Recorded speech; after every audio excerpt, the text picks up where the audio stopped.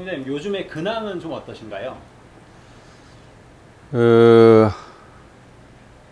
사실 작년에 6월 말에 퇴임을 하고 작년 12월 말까지는 일체 활동을 하지 않고 접고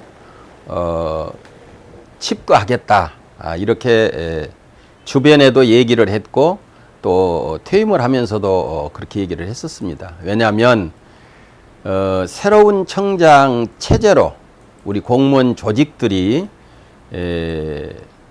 서로 이렇게 일체감을 이루고 구정을 중단 없이 이끌어가게 하기 위해서는 전임 청장이 아무리 개인 생활이라고 하더라도 동네를 나다닌다든가 또 사람들이 모이는 장소라든가 또 눈에 띌 수 있는 곳을 가지 않는 것이 전임 구청장이 또 전임 조직을 이끌었던 수장이 해야 될 책임이다, 이렇게 생각을 하고 아예 퇴임 전부터 그런 계획을 세웠었는데 작년 12월 말까지 그렇게 하려고 했던 것이 불가피하게 용산에 참담한 그 12구 사건이 나고 나서 3개월 동안 또 연장이 되고 그러면서 칩거는 시간이 상당히 길어졌고요. 이제 그러고 나서 이제 3월 달부터는 너무 이렇게 있어서는 안 되겠구나 해서 책도 보고 사람들도 만나고 책도 쓰고 그러면서 시간들을 잘 유용하게 활용을 하고 있습니다. 12년 동안 구정을 이끄셨잖아요. 소회가 어떠십니까? 12년 개인적으로는 너무나도 영광스러웠었고 감사했었고 그러면서도 많이 힘들었고 무거웠고 마음이 또 역사 앞에 당당해야 되는데 또 그리고 늘 한결같아야 되는데 하는 그런 그 심정들을 가지고 구정에 임했기 때문에 12년 동안 여한 없이 용산 발전을 위해서 또 우리 용산이 안전할 수 있다면 그리고 우리 용산 구민들이 행복해질 수 있다면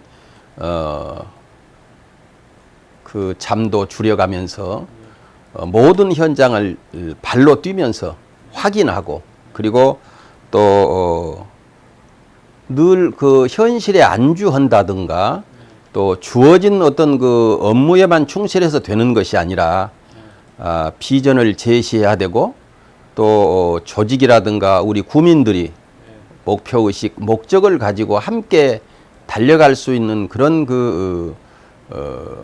동기를 부여하고 이런 일들이 매우 중요했기 때문에 그런 것들까지 포함해서 지난 12년간 용산에서 단 한 건의 사건이나 사고도 나지 않고 그래서 많은 얘기를 하고 싶지만 결론적으로 용산구 재산이 구청장에 취임했었을 때 공시지가로 2조 4,500억이었는데 퇴임을 할 때는 우리 용산구 재산이 4조 8,500억으로 그러니까 약 배 이상이 불어난 그런 구정을 구민들은 어떻게 평가하실지 모르겠지만은 그 스스로는 본인 앞에 그리고 역사 앞에 부끄럽지 않게 최선을 다해서 공직을 수행을 했다, 그런 생각에 참 많이 감사하기도 하고 또 한편으로는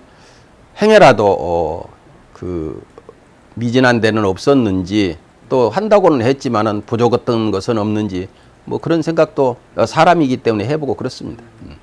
12년 계시면서 기억에 남는 직원분이 계신가요? 딱 한 번 뽑으시라고 한다면 1,400여 명의 조직인데 기계가 움직이는데 톱니바퀴가 하나가 없으면 어긋나면은 그 기계가 정상적으로 작동을 못 하잖아요.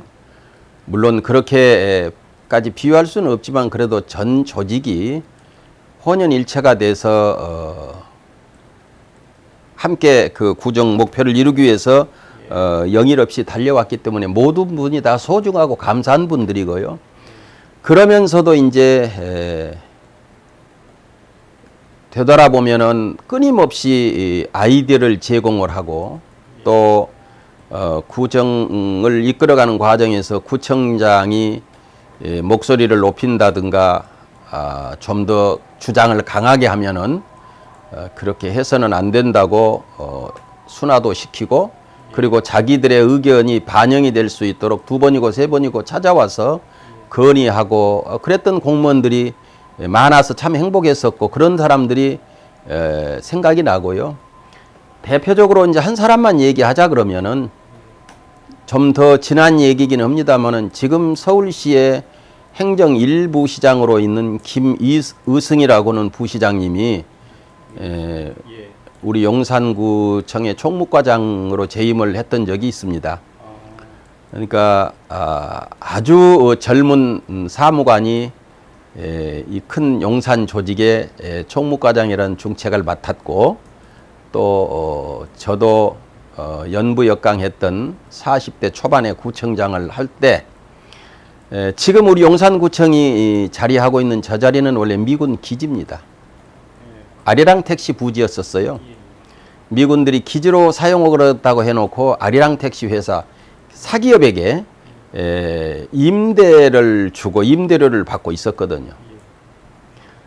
군사기지로 쓰기로 해놓고 임대료를 받고 임대사업을 하고 있는 것은 부당하다. 소파 규정 어디에도 그런 건 있을 수 없다. 있지도 않다. 반환을 해라. 그래서 반환을 시작을 했는데 미국하고 협상을 하면서 그런데 둘이 다 외교의 외자도 모르는 사람들이고 또 그렇다고 우리가 미국 사람들하고 뭐 영어가 능통해 가지고 그러지도 않았지만 오직 패기 열정 나라를 사랑하는 그런 어떤 애국 크게 생각해서 또 우리 구민들의 재산이니까 그런 것까지 포함해서 미군들을 설득을 하고 했었을 때 실무 간사를 맡아 가지고 구청장은 빨리 하자 그러지 또 해야 하는 우리 총무과장은 그게 무슨 교본이 있는 것도 아니고 선례가 있는 것도 아니고 처음으로 역사를 만들어 가는데 힘들었을 건데 그런데 함께 걸어 주어서 결론적으로 마무리는 다음 후임 구청장이 하기는 했지만은 미군들에게 최초로 미군들이 가지고 있는 군사기지 그 부지를 받아내는 일들을 했었는데 힘들었을 건데 마다하지 않고 끝까지 해준 우리 김희승 당시 사무관 용산구청 총무과장 지금 서울부시장인데 돌아보면은 참 행복했던 시절이었고 겁없었던 시절이었고 또 뭔가를 만들어냈던 그런 시절의 파트너였기 때문에 늘 기억이 나고 감사하고 그렇습니다. 청장님 12년 동안 계시면서 정말 용산에 많은 변화가 있었는데요. 그중에 이제 역사 문화, 청년 정책, 노인 복지 중에 청장님이 지금 생각하시기에 가장 중점을 두었던 부분은 어떤 부분이 있을까요? 이제 그런 것을 포함해서 교육이라든가 또 용산의 그 미래 비전이라든가 이런 거에도 다 관심이 있었지만 그래도 가장 그 중점적으로 개인이 그 관심을 갖고 심혈을 쏟았던 부분이 아마 역사였지 않느냐. 저는 살아오면서 가장 두려웠던 것이 역사였습니다. 역사 앞에 나는 어떻게 기록이 될 것인가? 그리고 정말로 나는 역사 앞에 당당할 수 있는 것인가? 늘 그것이 그 무서운 그 주문처럼 가슴을 누르고 또 늘 그것을 생각을 하면서 살았거든요. 그래서 우리 용산이 용산이라는 이름을 쓴 지가 거의 한 130년 됐는데 용산의 역사가 그러니까 130년이 넘었다는 얘기입니다. 사람들이 한때는 30만이 넘게 살았던 제법 큰 도시였는데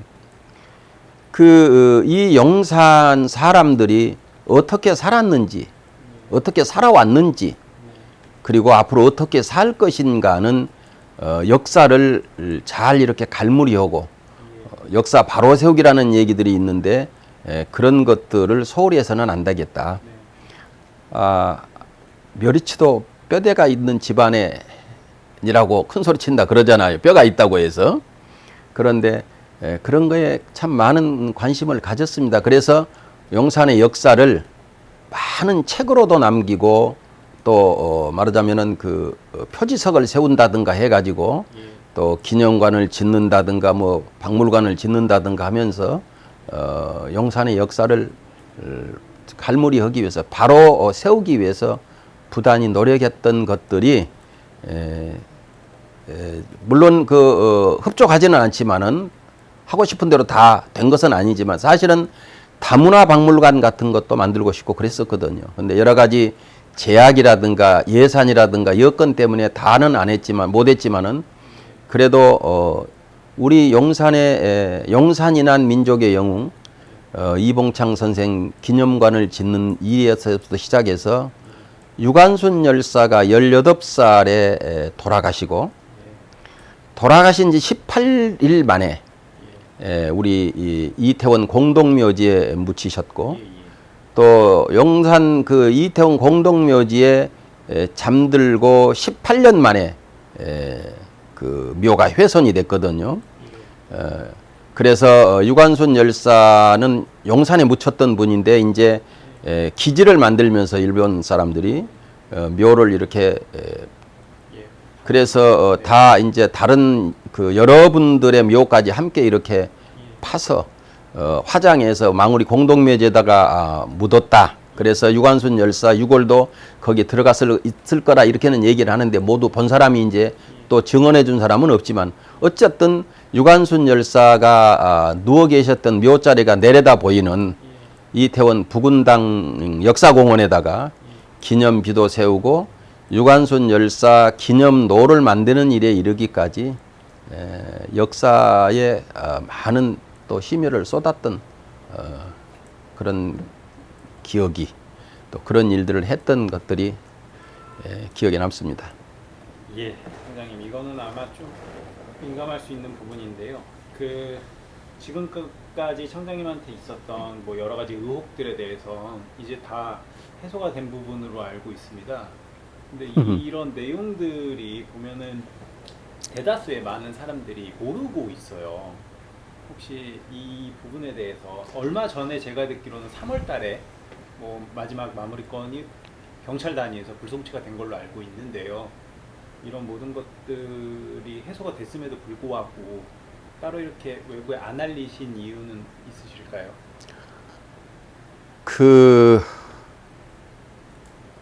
낭중지추라고 하는 이야기가 있습니다. 주머니 속에 들어있는 송곳은 언제든지 밖으로 나올 수 있습니다. 조금 거리가 먼 얘기라면은 진실위보란 얘기도 있고요. 진실은 언젠가는 밝혀지게 돼 있고 그렇습니다. 굉장히 힘들었던 시기고 괴로웠던 시기였었고 분명히 죄가 되지 않는다는 것을 알면서 계획적으로 그리고 여타의 반대에 많은 세력들 특히나 시기하는 세력들 이 일을 못하게 하려고 했었던 사람들이 연합을 해서 2018년도에도 서부지검에다 5가지 죄로 고발을 했었어요. 그래가지고 1년이 훨씬 넘어서 모든 사건이 마무리되고 무혐의 처리가 됐었거든요. 그런데 또다시 2021년인가요? 제가 기억이 정확하지 않는데 부동산 투기다, 직권남용이다 이런 죄로 가지고 또 고발을 했었어요. 부방위라 그러죠. 제가 정확하게 거기를 모르겠는데 그 고발한 데가 예.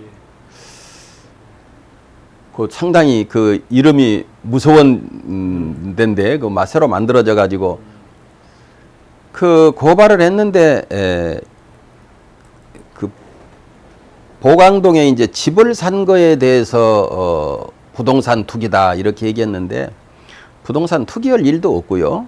쉽게 얘기하자면 구청장이 집을 사면은 강남에다 살 일은 없잖아요. 용산에다 사야 되고 사는 동네 보강동에서 사야 되는 게 맞지 않겠어요. 자식들이 벌어서 모은 돈, 제가 구청장 하면서 받아서 월급 받아서 모은 돈, 또 우리 집사람이 우리가 한 40년 되도록 보강동에서 학원을 했어요. 학원을 해오면서 벌어서 모은 돈, 그런 돈들을 가지고 이제 말하자면은 집을 샀는데 그것을 부동산 투기다 이렇게 얘기했는데 사실 부동산 투기다 하는 것은 그냥 그 표면적으로 하는 얘기고 구청장이 집을 샀으니 재임 중에 누군가에게 인허가권을 쥐고 있으니까 그런 걸로 인해서 부정한 돈을 받지 않았겠느냐. 인사권을 가지고 있으니까 그런 것 때문에 누구에게 돈을 받아서 그런 돈으로 이제 집을 사고 했을 거 아니냐. 그래서 부동산 투기라는 이름으로 고발을 하면은 그러면은 재산도 추적이 되는 것이고 자금 형성 과정 같은 것을 다 보게 돼 있잖아요. 그러면은 반드시 뭐가 걸려도 하나 걸려들 것이다. 그런데 천만에 그 사람들이 그렇게 다 조사하고 봤었지만은 그 사람들 들어서 반대쪽에서 고발했던 사람들은 억울할지 모르지만은 다 무혐의로 결론이 났거든요. 그리고 말하자면은 그 직권남용이다. 그러니까 무슨 시설관리공단에 뭐 취업을 시켰다 이런 일들로 해가지고 고발했는데 시설관리공단하고 구청하고는 기관이 다릅니다. 거기에서 그 규정에 의해서 법에 의해서 공고를 하고 법에 의해서 그 절차를 거쳐 가지고 채용을 하는 것이지 구청장이 그 채용을 하는 데가 아니라 그 말이에요. 그런데 기관도 다르고 그 말하자면은 그 다 그 법의 절차에 의해서 하는 것을 용산구청장이 시설관리공단에 채용하는 것을 어떻게 영향력을 행사할 수가 있냐 그 말이에요. 그렇게 하려면 거기 심사위원들을 매수를 한다든가 심사위원들하고 작당이 돼야 된다는 얘기거든요. 요새는 그런 거 할 수가 없어요. 그게 되지가 않는 얘기예요.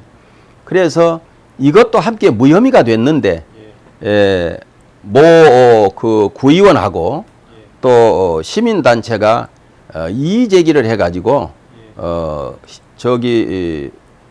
부동산 투기다 하는 것은 그대로 넘어가고 이의 제기를 하지 않고 그 다음에 그 직권남용이다 뭐 이런 부분에 대해서 이의 제기를 해서 중앙지검에서 이제 받아들여 가지고 중앙지검에서 그걸 관할하고 있는 서부지검으로 넘겨서 서부지검에서 지금 우리 기자 선생님이 얘기하신 것처럼 올해 3월 6일 날 최종적으로 무혐의로 결론이 났습니다.